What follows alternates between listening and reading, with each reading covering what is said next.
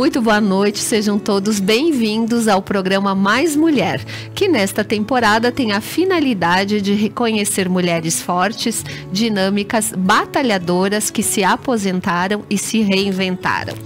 A aposentadoria não é o fim de um ciclo, é o começo de uma nova história. Você vai se inspirar com relatos reais de mulheres que, após se aposentarem, descobriram novos caminhos, paixões e formas de viver com mais propósito.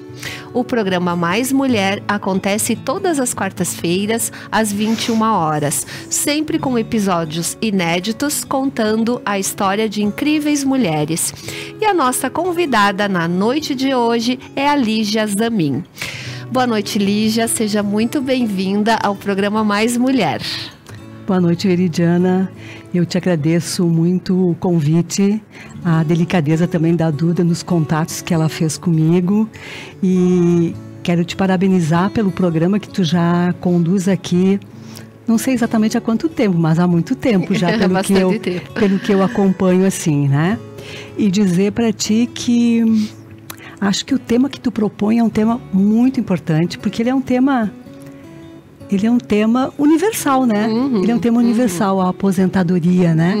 Todo mundo um dia, se tiver sorte de ter uma vida longa, vai se deparar com esse momento da aposentadoria. Então eu te parabenizo e também quero deixar o meu boa noite para todos aqueles que assistem o programa da Veridiana, né? Do Mais Mulher, né? Que tem contribuído muito para a gente formar, para a gente pensar, para a gente meditar sobre as experiências alheias, né, que elas sempre agregam muitas coisas pra gente, né? Exatamente, Lígia, e o objetivo do nosso programa é esse, é contar histórias de pessoas e exclusivamente no meu programa são histórias de mulheres, né, incríveis que se destacaram, que se destacam na nossa sociedade e agora nessa temporada é esse tema, aposentei e agora, faço o que da minha vida, né? O que a gente estava conversando aqui nos bastidores, né? Que a gente precisa se reinventar e viver com mais propósito, com outro propósito, ou cuidando de si mesma, ou em outra atividade. Mas, Lígia, no início desse programa, eu gostaria que você se auto-apresentasse, assim, rapidamente, para as pessoas que estão nos assistindo, para que elas possam conhecer um pouquinho quem é a nossa convidada da noite de hoje. Tá bem. Então, eu sou a Lígia Zamin, nascida em Nova Prata. Eu vou frisar isso porque hoje a nossa cidade ela é tão povoada de tantas pessoas que vêm de tantos outros rincões ou outras cidades, né? Então a gente já não sabe, já não se conhece mais todo mundo como era no meu tempo de infância ou de adolescência, né? Então eu sou a Lígia Zamin, eu tenho hoje 65 anos, nascida em Nova Prata, fiquei em Nova Prata até os meus 18 anos, quando então saí para estudar, né? Que era um pouco o que era o que se queria, né? Das mulheres, que é o que se propôs às mulheres também da nossa geração, né? Que além da gente estar vinculada às questões da casa, às questões domésticas, né? Que a gente também se preparasse para ir para o mercado de trabalho. Então saí para estudar. Me formei em Ciências Jurídicas e Sociais na Universidade Federal de Pelotas. E aí eu retorno para Nova Prata, advogo por 5 anos e depois eu faço uma carreira na área pública, né? Porque eu tive influências durante a minha juventude que me ajudaram a escolher esta área de trabalho que me levou à aposentadoria depois. Então é um pouquinho isso. Né? Um pouquinho isso. Tenho certeza que vai ser uma história interessante a ser contada aqui, né, Lígia? Lígia, e na infância vivida em Nova Prata, o que você pode compartilhar conosco? Família, amigos, colegas de trabalho, as brincadeiras, o que vocês costumavam fazer? Olha, Veridiana, tu sabes que casualmente tem um acontecimento de 15 dias atrás, quando eu e o meu irmão estávamos jantando lá na casa dele, e junto com os filhos dele, né? E nós estávamos relembrando como era a nossa infância, a nossa adolescência em Nova Prata, né? Os cenários que a gente vivia, o bando de amigos, a gente vivia em bando, né? A gente voltava da escola, porque um turno era dedicado à escola, né? E na escola também a gente tinha muitas relações, a gente tinha muita convivência pessoal, enfim, né? Porque nós não... Diferentemente de hoje, eu assinalo isso porque, diferentemente de hoje, a gente está permeado por um aparelho celular, né? Pelas mídias aí sociais, está permeado por isso, isso é fato, né? Mas a gente vivia em bando, né? Tanto do ponto de vista da família, quanto do ponto de vista das relações de amigos e de vizinhos. A vizinhança era uma coisa muito importante, era uma configuração de organização da nossa sociedade muito importante, porque ali se estabeleciam muitos laços, né? E a gente, então, conversando, eu e meu irmão nessa janta, a gente falava do cenário aí onde nós moramos hoje. Nós vivemos ali desde a infância. Houve toda uma modificação do entorno, porque ali onde está a nossa casa, onde eu moro hoje, que aliás a gente mora com meu pai, eu e o meu marido, aquilo ali era o que nós chamávamos de um grande potreiro, né? A gente convivia com as vaquinhas do seu Toaldo, que pastavam por aí, que forneciam o nosso leite, o leite para todos os vizinhos dali, né? Tinham vários locais assim que tinham muita vegetação, tinha o mato do seu Toaldo, que era uma coisa assim... que era quase um cenário de filme para nós, onde nós íamos em bando, né, as amigas ali, nós íamos para o mato caçar borboleta. Eu nunca esqueço que a gente ia caçar borboleta. E eram umas borboletas azuis cintilantes muito grandes, né? E também tinha uma outra coisa, Veridiana, que povoava a nossa cabeça, né, de criança, que eram os índios, né? Olha, veja que coisa, como isso era colocado para nós, né? Quando as nossas mães não queriam que a gente fosse para o mato, né? Elas diziam, vocês não vão para lá, porque lá tem os índios, né? Quando depois mais adulta, a gente vai verificar o que significa um pouco isso do ponto de vista mais cultural, sociológico. Mas eu fugi um pouco para te dizer que quando eu e o meu irmão falávamos sobre isso, teve um momento que um dos filhos dele, o Bernardo, ele levanta da mesa e diz assim: mas que infância é essa que vocês tiveram, que eu não tive? Olha que só. Eu fiquei vinculado a uma tela e fiquei protegido dentro de uma casa, porque lá fora tudo é perigo. Perigoso. Então, que infância é essa? Eu não tive infância, pai. Ele disse isso. Nós ficamos assim, né? Então, uma percepção já dele, né? Então, ele de alguma forma manifestou um interesse, assim, por um outro tipo. Enfim, ele fez uma comparação ali nos escutando, quase que dizendo, mas a infância isso de vocês acho que foi um pouco mais... melhor. Eu acho que foi um pouquinho melhor, sabe? E é isso que a gente observa hoje em dia, né? Que na nossa geração a gente teve essa infância mais saudável, né? Mais qualidade de vida, brincando na rua até altas horas da noite, né? Sim, sim. E hoje em dia a gente não vê mais isso, né? Em função de segurança, de outro ponto de vista em relação à educação mesmo, tecnologia.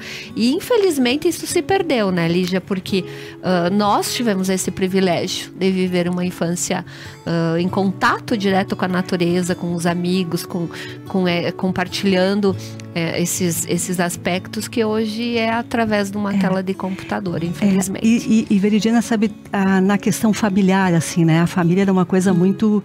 nos trazia muita segurança. As famílias estavam, de certa forma, tinha lá uma constituição, não que um modelo de famílias que está se formando hoje, eu tenho críticas, não é isso. Era uma outra conformação, né? E o que eu queria falar sobre a família é que nós também tínhamos muitos primos. Então, nas férias, a gente costumava reunir os primos na casa dos avós. Então, era outra festa, era outro momento de muitas aventuras, de muitas memórias, sabe? Então, foi um tempo muito, muito rico, muito lindo, de muitas histórias mesmo, que a gente pode agora recordar quando a gente chega nessa fase da vida da gente. É como eu falei, isso é um privilégio, né? A minha infância também não foi diferente. É um privilégio para nós termos tido esta oportunidade, né, de conviver com muitos amigos, com muitos primos e esse contato com a natureza. Lígia, e sobre a sua adolescência? A gente sabe que a adolescência é um período crítico para a maioria dos jovens, né, com algumas inseguranças, né? Como foi a sua adolescência, o período da adolescência? Pois então, a adolescência como tu disseste, né, é um período de muito tumulto, assim, né? Tumulto que vem da cabeça da gente, da transformação física, né?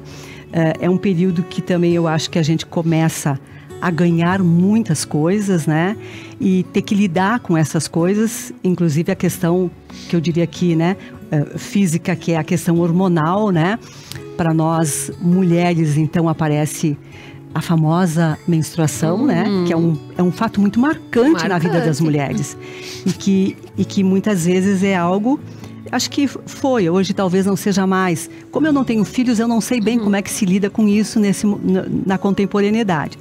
Mas, na minha época, isso era uma coisa envolta de muitos cuidados, né? Porque, enfim, porque agora você virava mulher. E a mulher tem que ter certos comportamentos, deveria ter certos comportamentos e devia ser guiada de algumas formas definidas pela nossa cultura, pela própria religião, né? Que nós, os italianos, temos aquela coisa da religiosidade muito forte, né? Da cultura italiana, né?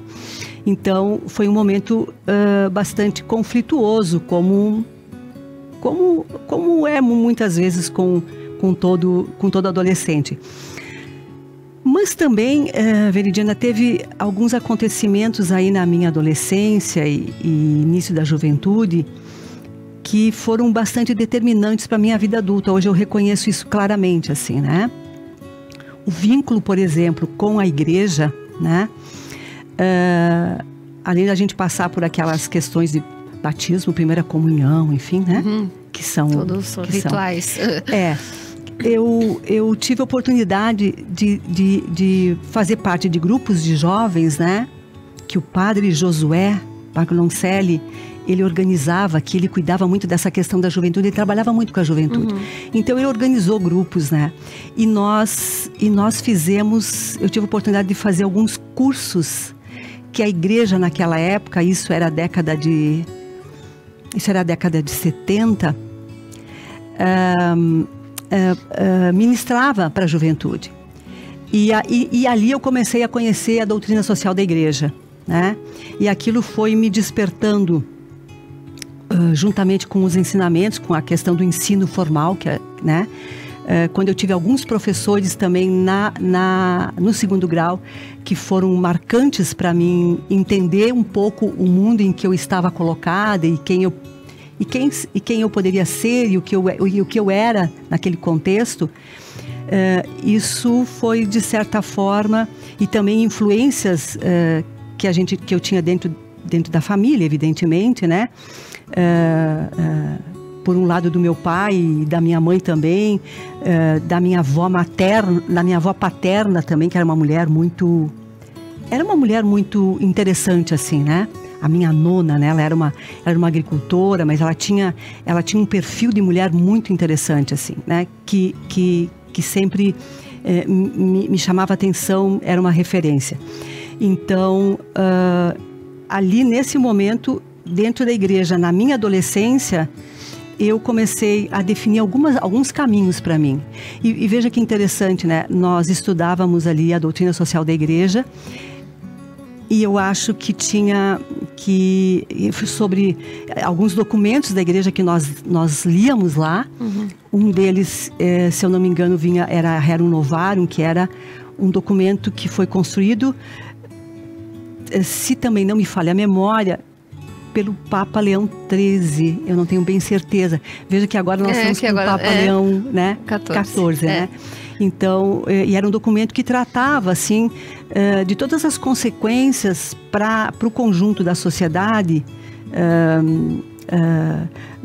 do que a industrialização, o período da industrialização, né, trouxe como consequência para as relações sociais, para as relações de trabalho, para as relações entre os seres humanos. Então, isso foi me influenciando e foi me fazendo despertar para como a humanidade vivia, como eram as relações, o que era importante, o que não era, quem era a figura de Jesus Cristo, né? O que Jesus Cristo representou, ou veio fazer, ou fez, né? Então, ali eu comecei a definir algumas coisas para a minha vida, assim. E foi sobre essa influência que eu acabei virando uma militante social, uma militante política, inclusive, e defini que faria ciências jurídicas e sociais com um grande empurrão do meu pai. Olha que interessante, né, você contando isso, e eu estava pensando, a influência, né, era um grupo de jovens, né, da igreja, a influência que esse grupo, né, que é o padre que ministrava o curso, teve na sua vida, né? Sim. E por isso que eu comento sempre aqui no nosso programa que não deixa de ser um professor, né? O padre nesse momento da influência dos professores, né? Na vida das pessoas que os professores nem têm noção da sua influência, né? E mudam totalmente uma vida e mostram caminhos diferentes, né? Despertam um outro tipo de atitude, talvez, nas pessoas. Eu acho, Veridiana, assim, que depois aí eu acho que depois da mãe e do pai da gente, né? O professor, ele é determinante. Eu diria que ele é determinante, assim, sabe? Eu tive um outro professor na faculdade, que é o professor Aldir Chilé.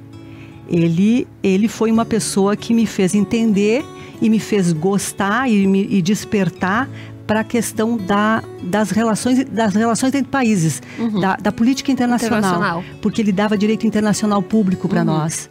Então foi ali, e foi uma das matérias, por incrível que pareça, foi uma das matérias que eu mais fui bem, porque o professor era muito bom e ele tinha muito jeito de passar aquela matéria, ele era muito dedicado, ele era muito apaixonado pelo que ele fazia também. Então ele também foi uma influência muito importante para mim. Então o professor realmente... Ele tem uma grande influência, é muito né? Importante. É importante.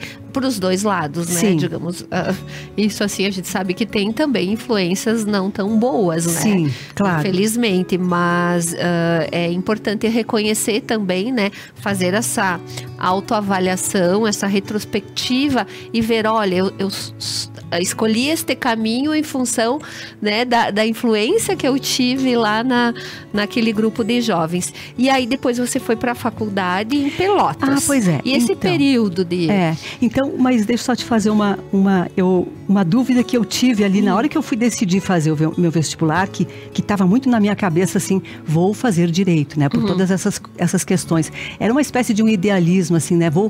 Com o direito, eu me formando, né, em ciências jurídicas e sociais, eu vou ajudar a construir um mundo melhor. Esse era um ideal que a gente tinha muito, a nossa geração tinha isso. Porque a gente viveu, Veridiana, na verdade, o contexto que a gente viveu, em que pesa essas experiências bonitas assim, e positivas que eu estou te trazendo aqui, a gente vivia num contexto de muita tensão social, assim, porque era a época, década de 70, eu nasci em 59, 64, o nosso país viveu uma ditadura, iniciou um processo de ditadura no país, né? A América Latina estava envolvida com esse modelo, né, de governança, né? E tinha muita repressão em todos os aspectos, né? Repressão cultural, repressão política, repressão social. Então, nós vivemos também um tempo de muita, eu diria assim, eu digo hoje, né? Foi um tempo de muita castração, né? Então, o curso de segundo grau que eu fiz, né? Porque tinha na escola Aparecida tinha o técnico de contabilidade, né? Eu acabei fazendo no Tiradentes o curso de desenho e decoração, porque eu tinha também bem diferente, bem diferente, porque eu tinha algumas habilidades aprendidas no âmbito da nossa família, porque a minha mãe era muito dedicada, ela costurava, ela bordava, ela fazia doces maravilhosos, e ela inclusive, quando fazia as nossas festas de aniversário, ela que fazia tudo. Ela que fazia tudo, e ela fazia aqueles docinhos modelados, e ela pintava. Então ela tinha muitas habilidades, e isso eu adquiri dela, esse gosto por as coisas mais artesanais, isso, e que tem um bom gosto, um cuidado, né? Então eu adquiri. E eu acabei fazendo, no Colégio Tiradentes, eu acabei fazendo esse curso. E o meu primeiro vestibular foi eu saí daqui e fui fazer na URGS Artes Plásticas. Olha! Bom, mas aí eu não passei. Eu digo, bom, então não é para ser, eu vou fazer direito. E aí eu fiz direito e fui para a universidade. E foi um período também muito rico, mas também de muita tensão dentro da universidade. Então, dentro da universidade, eu percebi melhor o sistema político que vigia no país. Por quê? Porque dentro da minha sala de aula, né, haviam pessoas, e alguns professores da universidade, inclusive, verbalizavam isso dentro da sala de aula. Olha, aqui nós temos o colega Fondetal, que é um policial que está aqui por conta... Eles faziam isso de uma forma até provocativa, vamos dizer assim, né? Mas de alertar. Então nós tivemos muita atenção dentro das universidades. Foi um período que o movimento estudantil também começava a se articular muito forte dentro das universidades, porque vinha uma luta aí de resistência contra o sistema, né? Então eu vivi dentro da universidade momentos de perseguição, momentos de... depois teve uma greve na faculdade de Direito, de Medicina, de Agronomia, da Arquitetura, da Educação, lá em Pelotas, quase uma greve geral da Universidade Federal, onde se lutava lá, o movimento estudantil estava resistindo à privatização das universidades, que era um movimento que já começava naquele momento, muito incipiente, por algumas sinalizações. Por exemplo, o restaurante universitário, que cobrava um valor bem simbólico, de repente passou a cobrar um valor muito maior. Então, os estudantes já se rebelaram. Um outro fato, assim, que aí vem mais para a questão das mulheres, né? Porque as meninas, as mulheres, elas normalmente moravam ou em apartamentos com outras meninas ou em pensionatos. Tinha muito pensionato em Pelotas que moravam assim 30, 40 meninas, né? Foi uma experiência muito interessante também, né? E todas da universidade, todas universitárias. Então foi um momento também muito rico, de muita troca, de muita experiência, né? E Pelotas nasceu um movimento de mulheres universitárias na época, que começou a dizer assim, bom, por que nós, mulheres, temos que dar conta de achar uma casa para morar quando a gente vem estudar, e os homens, os meninos, têm uma casa de estudantes que a própria universidade prepara, oferece, e que eles são recebidos. Então começou um debate. Já tinha diferença ali. Então começou um movimento lá, e que culminou, né, com a ocupação pelas meninas da casa de estudante dos meninos lá, né? Então nós participamos desse movimento, enfim. E a partir dali, as casas de estudantes começaram a abrir vagas para as meninas, né? Então, foi também um momento de aprendizado e de percepção de como tinha também essa discriminação, essa diferenciação entre o que as mulheres podiam e o que os homens já tinham conquistado, e o quanto a gente ainda tinha para avançar, né, na busca de equidade, de igualdade aí entre homens e mulheres, né? E que bagagem isso, Lígia, porque no momento, um movimento importante do nosso país, você vivenciou tudo isso, né? Estava dentro de uma universidade nesse momento. Imagino a experiência, a bagagem que você carrega, porque você estava dentro de uma universidade num momento como esse, né? Sim. A Veridiana teve momentos assim bastante bastante tensos, por exemplo, né?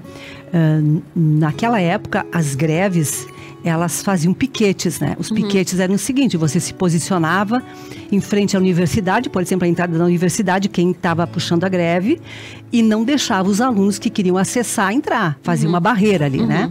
E essas barreiras, eu participei de algumas barreiras na Universidade do Direito lá. E teve momentos que a gente se deparou com a polícia de choque. A polícia de choque estava ali, frente a frente conosco. Então, realmente, é uma experiência tensa, é uma experiência que às vezes quando a gente é muito jovem também a gente não tem muito a dimensão, mas a gente tem a dimensão do ideal, da utopia, daquele desejo, porque isso foi uma coisa que eu despertei muito em mim, justamente nesses cursos que eu fiz dentro da igreja, né? Da questão da justiça, né? Da questão da igualdade, da questão da solidariedade, da questão de que todos nós somos iguais e, portanto, todos nós... Isso. E uma outra questão também que para mim, Veridiana, surge e que hoje eu ainda tenho muitas dúvidas, assim, é a questão do amor, né? O conceito do amor, né? Isso é uma coisa que volta e meia eu me deparo com ele, né? Como que é isso? O que é o amor mesmo, que às vezes a gente diz que o amor é o que liberta todas as pessoas e que nós precisamos desenvolver esse sentimento, né? Então eu dentro desse momento meu, né, de aprendizado dessas coisas que vem por essa influência da igreja, né, e eu vou para o mundo real, né, eu começo a ter alguns conflitos, né, de como aquelas ideias que ficam um pouco no nível das ideias, como é que tu materializa elas, como é que tu vivencia elas no dia a dia dos fatos reais da vida, né, do enfrentamento. Então, isso para mim foi um grande processo difícil e de aprendizado também, e que aqui eu vou fazer uma derivação, Veridiana, que como é que você vai para um piquete se deparar com outro ser humano ali que está sinalizando uma certa violência, e que você desse lado está entendendo que está lutando por algo que é justo, e como é que é isso, né? Essa relação. Então, essa relação. Então foi realmente, e depois seguiu por muito tempo um processo assim de tentativa de sempre estar compreendendo isso, em função de que a vida vai mudando, que as relações vão mudando, os momentos sociais e políticos vão mudando, a forma como as pessoas vivem em comunidade vai mudando, né? E aquilo também foi o início, Veridiana, dentro dessa questão da juventude, né? Foi o início de um trabalho que nós fazíamos na universidade, no sentido de que nós buscávamos construir, então, esse mundo, o país, o Brasil, mais democrático e terminar com a ditadura e com tudo que ela trouxe, de construir uma nova ordem constitucional. E dentro da universidade, essa discussão passava. Então, eu me sinto também, assim, feliz. E uma das conquistas que eu acho que a nossa geração, e que eu participei minimamente como uma pequena célula, mas lá na minha... Mas estava lá, né? Mas estava lá no sentido de que se conseguiu um novo pacto constitucional em 88 com a nova Constituição, com a Constituição Cidadã do Brasil. Então, ela começa nesse período, né? E ela vai se construindo. E eu olho, e quando eu olho assim, eu acho que eu fiz um pouco parte dessa história. Com certeza. Porque a gente discutia isso nos diretórios acadêmicos, né? Participou ativamente da história, né, Lígia? Foi bem. Lígia, nossa, eu fico encantada, assim, de ouvir, né, tanta bagagem cultural, tanta vivência da sua parte. Mas agora a gente vai para um breve intervalo comercial e a gente volta na sequência, contando um pouquinho mais sobre a história da nossa convidada da noite de hoje, a Lígia Zamin. Fiquem conosco, que é só um minutinho e a gente volta em seguida. Ótica Darshan. Estilo, sofisticação e uma visão divina. Siga-nos nas redes sociais e inspire seu olhar. night, babe. Just say it all night, babe. Say it to me, always just want all your loving. Say it to me forever and eternity. Lojas Regla, 38 lojas no Rio Grande do Sul. Há mais de 40 anos vestindo e calçando toda a família gaúcha, com as melhores marcas e preços do sul do Brasil. Tudo em até 10 vezes com primeiro pagamento para 60 dias. Consulte informações. Lojas Regla. Viva novos caminhos. Estamos de volta com o programa Mais Mulher da Conecta Mais TV, conversando então com a Lígia Zamin. O nosso tema desta temporada é Aposentei e Agora. E a gente conta então a trajetória, um pouco, né, da trajetória pessoal e profissional das nossas convidadas. Lígia, então a gente teria que ter muitos programas aqui para contar toda a tua história, né? Não, mas como isso não é singelo. Possível, a gente tem que resumir bastante. Sim. Então, e eu não sou nada sintética assim para falar. Não, mas eu estava falando aqui no intervalo que você falando, eu ficava imaginando assim, eu digo, meu Deus, parece um filme, assim, que vivenciou um filme. E, na verdade, vivenciou, né? Lígia, depois desse período ali da faculdade, de Pelotas, desse movimento, né, dessa militância como jovem estudante, você, então, voltou para Nova Prata, formada, né? Ficou aqui 5 anos. Isso. E aí foi pro Tribunal de Contas do Estado. Isso. Então conta um pouquinho para nós dessa experiência. Então, quando eu me formei, eu vim cheia de ideias, né? Bom, agora eu vou ser advogada, vou fazer justiça, vou vir com um conceito assim, bem idealizado, né? E aí eu abri o meu escritório de advocacia aqui por 5 anos, né? Eu só não morri de fome porque eu morava com meu pai e então morava com ele e ele me sustentava, né? Mas era um início e eu estava tentando me colocar como advogada aqui.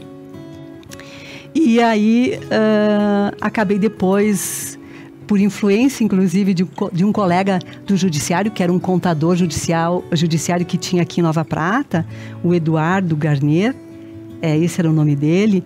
Ele me dizia, cada vez que eu distribuía uma ação no fórum, ele dizia assim, Lígia, vai fazer concurso, olha aqui as ações que tu traz aqui, tu vai morrer de fome, né? Bom, enfim, e eu dizia, não, eu vou ser advogada e tal. E um dia ele me deu um edital de concurso, que tinha aberto concurso para o cargo de contador judicial, contador ou escrivão judicial na comarca de Casca. E aí eu disse, tá, Eduardo, tá bom, me dá aqui esse edital. Levei para casa porque ele era muito gentil comigo, ele era sempre muito, me aconselhava muito, me ajudava muito nesses meus primeiros momentos aí de militância forense. E eu acabei olhando o edital, bom, enfim, eu fiz o concurso. Passei, né? Eu quase desisti de fazer o concurso no dia do concurso, porque no dia do concurso a minha irmã, a Suzel, casou. Foi no mesmo dia, e eu era madrinha dela. E o casamento era às 6 da tarde, e o concurso começava às 1 da tarde. E aí eu disse, pá, não vou fazer o concurso. E aí a minha mãe disse, a minha mãe sempre muito sábia, né? Ela disse, não, tu vai fazer o concurso, nem que tu chegue atrasada pro casamento, tu vais fazer o concurso. Eu disse, tá certo, eu vou fazer o concurso. Fui lá, fiz o concurso, cheguei a tempo, tudo certo. Tudo certo. Acabei passando e em 3 meses, Veridiana, eu estava já atuando na comarca de Casca. E aí começou a minha carreira pública. Então, eu fiquei no judiciário por 7 anos, entre a comarca de Casca e a comarca de Nova Prata. Quando eu venho para cá, eu assumo o cargo de escrivã judicial. E depois, por conta de que eu tinha um gosto maior pelo direito público, né? Eu resolvi fazer concurso, então, para o Tribunal de Contas. Na época, eu me inscrevi para 3 concursos. Tribunal de Contas, Procuradora do Estado e Assessoria do MP. E aí, passei no concurso do MP e passei no concurso do Tribunal de Contas e fiquei na última prova do Procurador de Estado. E aí, eu acabei assumindo como auditora do Tribunal de Contas. E aí ali fiquei, fiz a minha carreira, me aposentei no Tribunal de Contas. E sou muito grata, assim, pela carreira que eu construí lá dentro, pelo trabalho. E foi um trabalho onde eu me adequei muito, porque ele vinha muito, assim, ele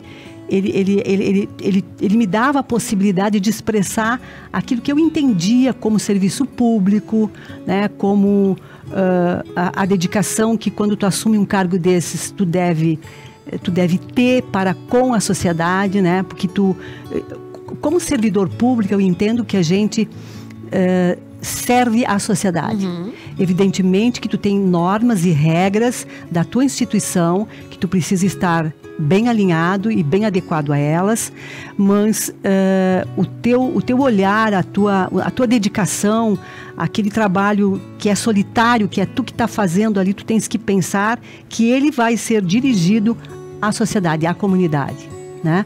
E o Tribunal de Contas, Veridiana, tu fosse secretária municipal, tu sabe que ele lida com a questão do controle das contas públicas, né? Do dinheiro público. Então eu fiz uma carreira que eu considero, assim, que me realizou muito e que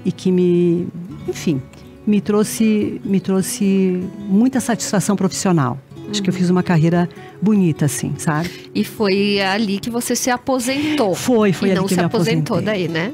Eu me aposentei e não me aposentei. Eu não me aposentei e me aposentei, sim. Então... Oficialmente aposentada. Sabe que foi aquilo que tu disse aqui no intervalo, né? Que por um fato da vida, né? Por questões familiares, quando meu pai adoeceu pela primeira vez, assim...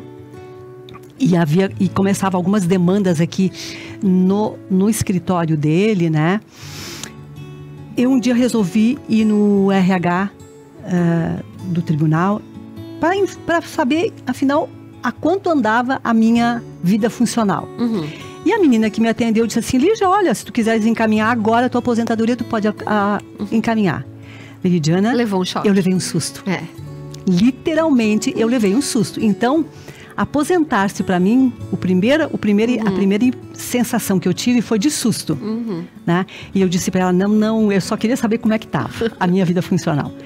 E aí eu comecei a pensar e disse, puxa vida, vai se fechar uma porta e outra porta vai se abrir, né? Que vem por aí, nesse novo caminho. Fase.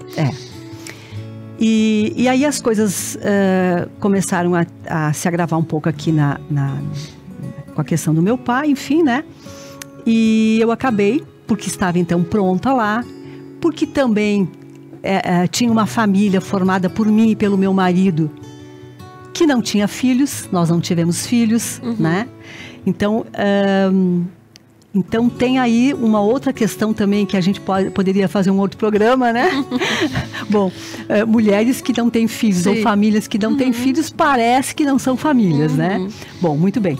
Então eu acabo pedindo a minha aposentadoria e venho para Nova Prata e assumo aí o escritório do meu pai para fazer uma transição aí que já dura 6 anos, né? E já veio com esse objetivo ou isso aconteceu depois? Não, já vi. Já pediu apoentadoria sabendo que assumiria aqui. Isso. Então nem teve aquele período de estou aposentada. O que me atrapalhou, o que me embaralhou muito, assim, né, emocionalmente. O que eu sou agora, né? O que eu faço agora? Onde é que eu tô agora, né? Me aposentei, mas estou com outra atividade. Então sim, eu não tive esse mergulho, né? Essa experiência de estar efetivamente aposentada, né? Ou seja, de sair do sistema produtivo, né? E agora, bom, e é engraçado, né, Veridiana, porque tem um período aí da vida, e eu vi muitos colegas que faziam isso, e eu achava um pouco estranho, né, porque eu aprendi muito eu tenho um perfil muito assim de trabalho, né, tem que trabalhar, a gente trouxe isso da cultura nossa italiana, né, talvez por toda a história que eles viveram. Então, trabalho é uma coisa que não trabalhar parece quase um pecado, né? É verdade. Então, porque tinha muitos colegas assim que ficavam contando os dias do calendário para se aposentar, né? E eu, ao contrário, levei um susto quando estava pronta. Perdi o fio da meada. Mas, enfim, eu não mergulhei nisso ainda. E agora eu realmente botei assim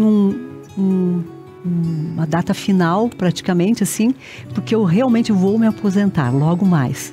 A segunda vez. Olha, tô fazendo um anúncio aqui. Inédito. Mas enfim, e porque acho que é um momento derradeiro da vida da gente, né? A aposentadoria sinaliza isso, né, Veridiana? Olha, tu deu, a sociedade já entende que tu tá pronta para descansar, né? Acho que vai muito também da cabeça da gente, né? O que a gente estava conversando aí. Nós precisamos entender isso, né? E trabalhar isso, né? E também se ocupar, né? Eu acho que o principal é a nossa saúde mental, né? Saber viver este momento diferente, ter um propósito, ou cuidar de si, ou ter uma outra atividade, um hobby, né? Tem um trabalho voluntário, tem tantas atividades com outros propósitos, né, que a gente pode fazer e ser útil também.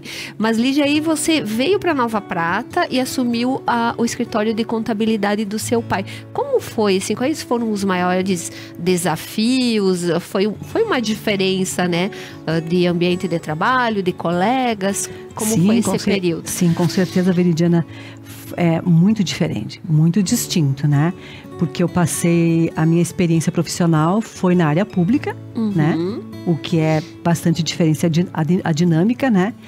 E no escritório eu acabei assumindo, né? Claro que junto com um outro sócio do meu pai, que é o José Crestani, que então tinha toda a experiência do escritório, que estava lá com ele desde 76, né? Então, o apoio foi muito importante, né? Porque o meu pai, em que pese assim, já ter tido uma vida longa, né? O escritório hoje, esse ano faz 70 anos de existência, né? Ele não concebe muito se desligar, botar um fim nisso, mesmo nas circunstâncias que ele está hoje. Ele tem muita consciência. A gente costuma dizer lá em casa que o primeiro filho do meu pai é o escritório, depois somos nós, né? Então ele tem muito cuidado com isso. Mas a gente vem fazendo um processo de entendimento, que o momento é realmente de vender as cotas, né? De botar um fim nessa história, porque ela é razoável isso, é adequado, né? Então, estamos ali no processo. Mas realmente, para mim, quando eu vim para cá e me agreguei ao escritório no lugar do meu pai, com o apoio do José, foi uma coisa difícil. Porque toda empresa, né, como qualquer pessoa física, ela nasce, ela vai se desenvolvendo, ela cresce, ela atinge o seu auge. E se ela não tiver um cuidado, né, ela pode morrer, né? Então, foi nesse momento que a gente achou até que poderíamos estar encerrando a atividade do seu Zamin, porque já era longeva a atividade dele ali, mas ele não quis. Então, a gente compreendendo isso, a gente buscou vender parte das cotas, né? E aí nós encontramos uma sócia que eu costumo brincar com a Solange, né? A Solange Bonato, que é a nossa sócia. Eu costumo dizer que eu vejo nela o Zamin de saia. Porque ela é muito parecida no estilo de trabalhar, nos seus conceitos, nos seus valores. Ela é muito parecida com o meu pai. Então, encontrar a Solange nesse caminho para poder agregar qualidade técnica, para poder dar uma revigorada exatamente, né? Um novo rumo para o escritório, foi muito bom. Porque aí eu vejo que o meu pai vai poder estar dando continuidade a isso, mesmo que ele saia, né? Que é o que a gente está preparando. Mesmo que ele saia, ele sabe que o Zamin vai ter uma sucessão e vai ficar na mão de uma pessoa muito qualificada, né? Continuidade ao trabalho dele, né? E que tem muita proximidade com a história que ele construiu. Então, mas foi muito desafiante para mim, foi muito desafiante. Lígia, e há quanto tempo você está trabalhando no escritório? Eu já estou assim ali fisicamente, porque no começo eu havia me aposentado do tribunal e eu ia e vinha e ficava, né? Mas aí eu vi que não dava mais, tinha que vir para cá mesmo. Eu já estou há 8 anos. 8 anos. Então é uma outra vida quase, né? Bastante tempo. Lígia, e que conselho você daria para alguém que está começando nessa área de contabilidade? Você já tem uma certa experiência, né, também. Eu diria assim, ó, claro que todas as áreas profissionais têm a sua importância, né? Mas, do ponto de vista hoje do cuidado com a vida das empresas, né? A contabilidade, o contador é uma das profissões que eu reputo de extrema importância. Até para, às vezes, até para a organização das contas das pessoas físicas, né? Do auxílio do contador para a organização da dinâmica financeira de uma família, das pessoas físicas, assim, né? Da empresa família, vamos dizer. Eu reputo, assim, extremamente importante e acho que quem se dedicar a essa área, que quem se aprofundar nos conhecimentos, né? E em que pese aí que está se dizendo que muitas profissões vão desaparecer por causa da tecnologia, da revolução da informática, da inteligência artificial e tudo, eu não vejo que esse mundo vai poder se governar sem homens, né? Para qualquer área. Então eu digo que quem tem algum amor, alguma simpatia ou alguma tendência a gostar da contabilidade, eu reputo assim que é extremamente importante, é uma profissão que precisa ser valorizada. Eu costumo dizer para alguns contadores que eu tenho relações, e digo muito para a Solange também, que é preciso fazer uma campanha muito forte para dizer a importância, da importância dos contadores, né, na vida das empresas. E então eu acho, é uma profissão que exige bastante dedicação, mas é uma profissão que também te devolve muito em termos de conhecimento e de gratificação. E sabe? Precisa estar em constante atualização também, né? Em função da legislação. Sim. Constante. Repito, todas as profissões precisam de atualização. Mas eu tenho a impressão, Veridiana, que como a área contábil, eu não sei se tem outra, assim. Porque a alma da questão contábil, do quanto eu aprendi nesse tempo, é a parte tributária, né? É a parte da fiscal, né? E o sistema tributário nacional, ele é muito complexo, né? Ele é muito complexo. Agora a gente vem aí com a reforma tributária, que é uma reforma tributária que tenta descomplexizar, mas evidentemente que a gente, para fazer essa passagem, né, para o novo modelo, vai ser muito trabalhoso, né? Vai ser bastante estressante para a área contábil, né? Para as empresas se ajustarem também, e a transição não vai ser rápida, ela vai ser longa, né? Então é uma área que precisa de constantemente vinculação com toda a legislação, que ela muda diariamente. Atualização. Ela muda diariamente, Veridiana. E dedicação. Lígia, e agora então, que já está pensando então numa aposentadoria, né? De verdade. De verdade. De verdade. Projetos real. para o futuro. Projetos para o futuro. Veridiana, a primeira coisa que eu quero, meu projeto primeiro, assim, é experimentar o nada.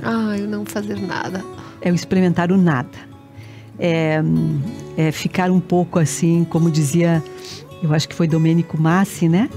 Que dizia que tem que ficar um pouco num estado de ócio, assim, né? De não fazer nada. Que o não fazer nada é fazer alguma coisa também. Né? É difícil a gente achar que fazer nada, né? A gente fica com uma sensação de inutilidade ou de não, né? Mas sem rotina, sem horário, sem fazer as coisas correndo, experimentar um pouco essa anarquia, vamos dizer, né? Merece, né? Anarquizar um pouco a vida da gente, eu acho que é uma experiência que muito também boa. Pode render frutos, né? Com certeza. Pode render frutos.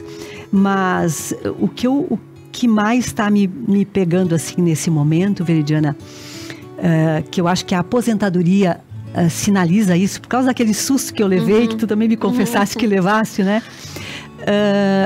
É assim, você se depara com a reta final do seu tempo de existência, né?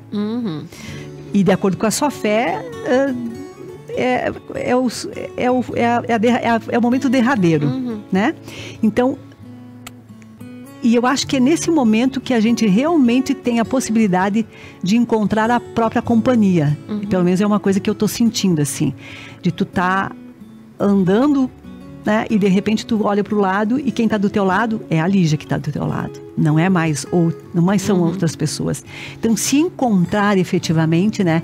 E se ver, e ver o que tu trouxe de bagagem para esse momento em que você está velha, né? Em que você fica velha, em que você sai da fase... Porque a gente é criança, é adolescente, é adulto maduro. E depois o que a gente é? Eu não gosto dessa denominação assim, idoso, né? E isso também veio um pouco da minha avó paterna. A gente olhava para minha avó e a gente chamava ela de velha. Tu é uma velha, né, vó? E ela tinha... E ela representava aquela mulher velha. Para nós, ela não era uma idosa, ela era uma velha, sabe? E depois que eu fui entender esse sentimento, Veridiana, e isso que a nossa avó, a Nona Lídia, né? Talvez até pelo nome, eu acho que eu me identificava muito com ela. Ela é a minha referência, assim, das avós, né? Da parte dos avós. Ela se postava como uma velha, sabe? E ela se impunha como uma mulher que tinha uma bagagem acumulada pelo tempo de vida que ela viveu. E ela se autorizava a estar em todos os lugares, ela se autorizava a dar opiniões sobre tudo que acontecia na família, mesmo lá com seus 84, 85 anos, ela se posicionava, ela não deixava de estar presente em qualquer lugar, de se incluir, inclusive, né? E aí, com o passar do tempo, e depois lendo um artigo da Eliane Brum, que é uma jornalista, escritora, ela tratava justamente disso, Veridiana. E ali eu consegui entender o que aquela minha avó me inspirava, sabe? Eu consegui entender por que é que a gente precisa se autodenominar nesse momento como uma velha. E aí eu adotei a frase da Eliane Brum dizendo assim, quando eu envelhecer, me chame de velha, não me chame de idosa. Olha. Porque idosa parece uma coisa assim que... Precisa de que tu tá aí, que é uma pessoa coitada, que é uma pessoa muito frágil. Mesmo que o velho esteja frágil, mesmo que o velho esteja usando fralda e com uma bengala e precisando de alguém que o carregue, ele se impõe, ele se posta, ele está presente, ele não se deixa excluir da sociedade. Porque do jeito que a gente vive, no modelo que a gente vive, se você não produz, você não tem mais muito valor. Você já começa a pesar um pouco, né? E então, com essa inspiração da minha Nona Lídia, e lendo esse artigo da Eliane Brum, para mim fechou. E aí eu consegui acalmar isso dentro de mim e dizer, me chamem de velha sim. Eu sou velha, agora eu sou velha, porque o velho tem uma história, o velho tem memória, né? Uma experiência de vida, né? Então, eu costumo dizer também que envelhecer é um privilégio. É um privilégio. E é um privilégio. Senão... Quantos não chegaram a envelhecer, né? Se foram, partiram muito antes disso, né? Então eu acho que é bom a gente se dar conta disso, e acho que a velhice, essa fase da vida, traz pra gente essa consciência. A gente se posiciona, entende onde está, entende que período é esse. Não é um período fácil. Por isso que eu também não gosto que a gente diga que essa é a melhor idade. Essa não é a melhor idade. Essa não é a melhor idade. Mas é uma idade que, se a gente perde muita coisa, e a gente vai perdendo, né? A gente também ganha essa capacidade de entendimento. Então tem muita coisa que vai se acalmando na gente, né? Verdade. E isso também traz uma satisfação pra gente, em que pese esses dois lados dessa moeda, né? Que é um lado de perdas, é um lado de dor, é um lado de enfrentamento com a morte que está lá no horizonte, também, né? A gente não sabe. Também, né? A gente vai Pois é, Veridiana, isso é uma coisa cruel com as mulheres, tu não acha? É verdade. Porque nós estamos destinadas, as mulheres estariam destinadas a ser jovens sempre, né? Até a morte ser jovens, né? Verdade. Os homens não tanto. Se bem que agora eles estão começando a ficar mais vaidosos também, o que a gente gosta, né? Mas isso também é uma coisa cruel. A gente e a gente fica entre esse modelo de pessoas, né? Que precisam ser jovens, bonitas, né? Aparência de jovem a vida inteira. Mas o que eu percebo também, Lígia, é que isso está mudando bastante entre as mulheres, sim, né? Hoje em dia, as mulheres, antigamente, Deus, o livro fala a idade, né? Hoje em dia, não, eu tenho tantos anos, né?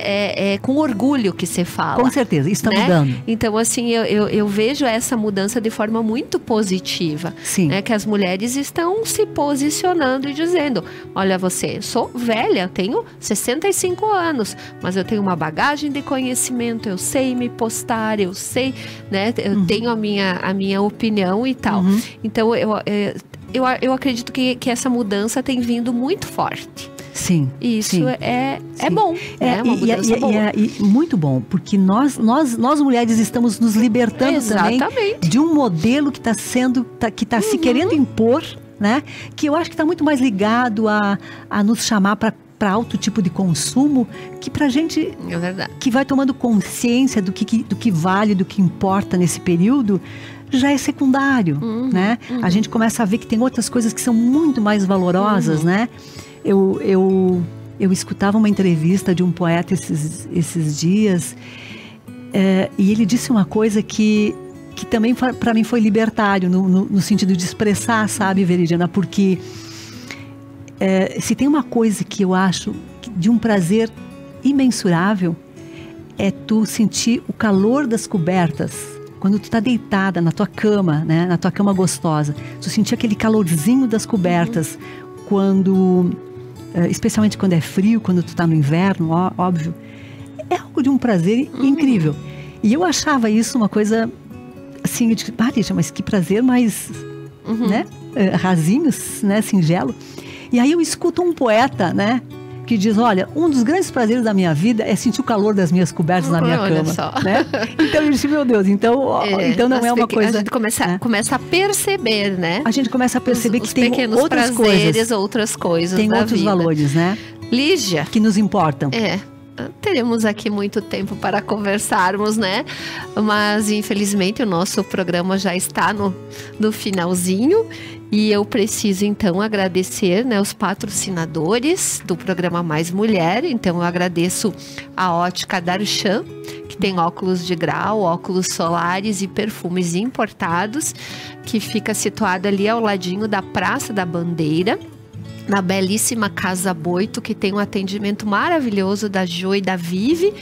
E vou mostrar, então, o escolhido para esse programa. Então, esse óculos belíssimo, tem a lateral aqui também bem bonita, né?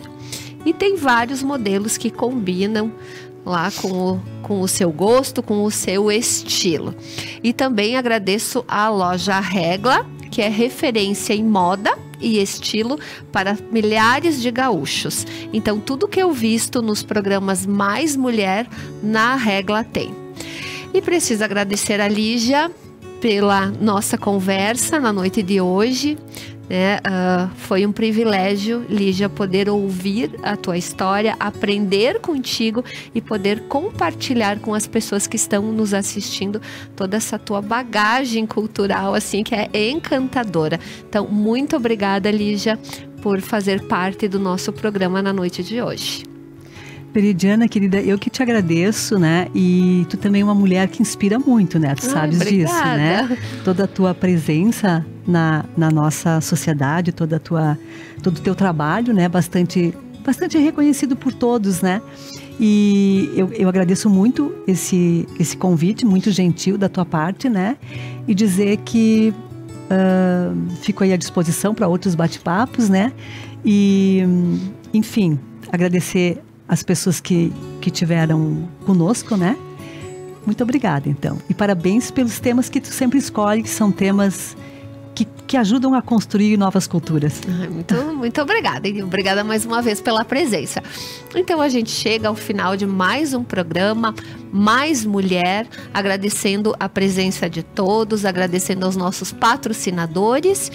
E a gente, então, deseja um bom restinho de semana. Fiquem todos bem, fiquem com Deus. E até a próxima quarta-feira com mais um programa inédito. Boa noite a todos.